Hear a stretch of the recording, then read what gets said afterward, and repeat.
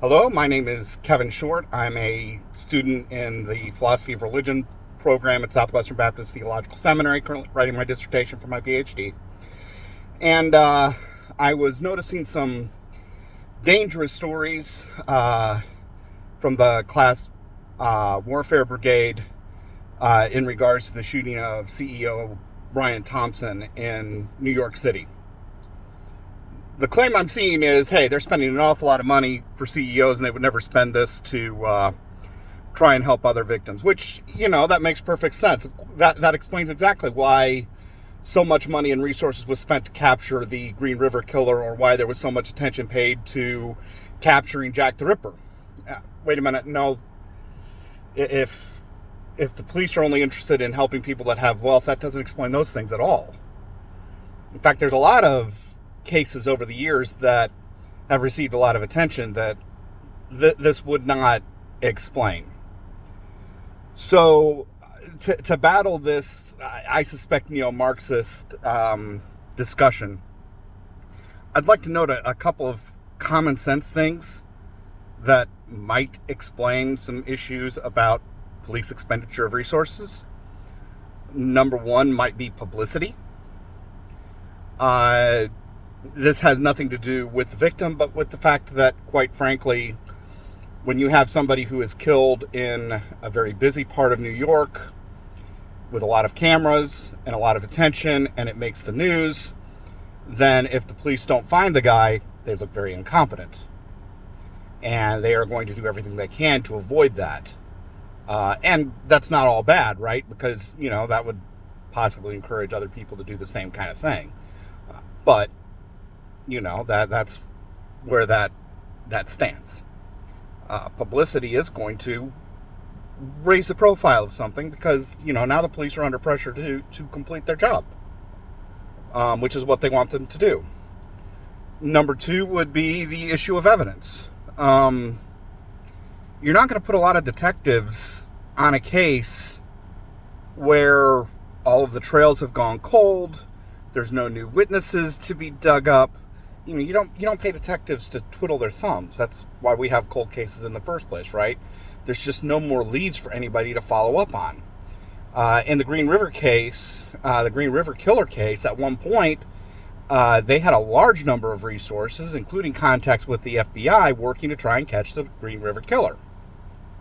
And then it seemed like the Green River Killer was backing down how often he was killing prostitutes.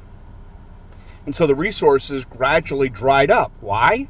Because there were no leads to chase. And without further leads to chase, what were they supposed to do?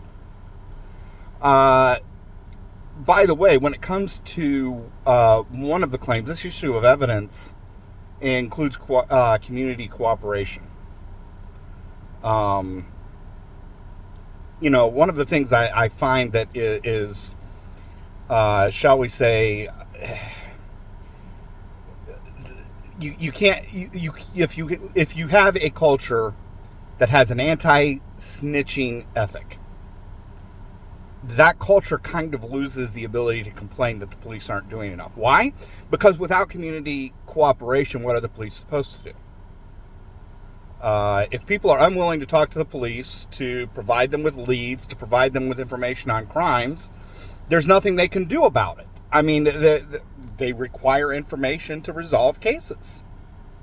And so when you have a stop snitching, or snitches get stitches, which, by the way, sometimes that culture is an anti-police culture, but one of the things that always needs to be borne in mind when somebody has a gang member or somebody like that threatening their family, well, I can sort of understand not snitching under those circumstances.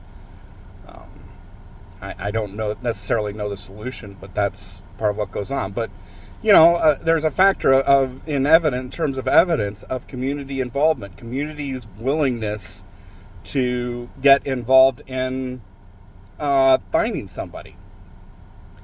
And in this case, the third issue that might really make an issue is they've traced this guy on cameras, right?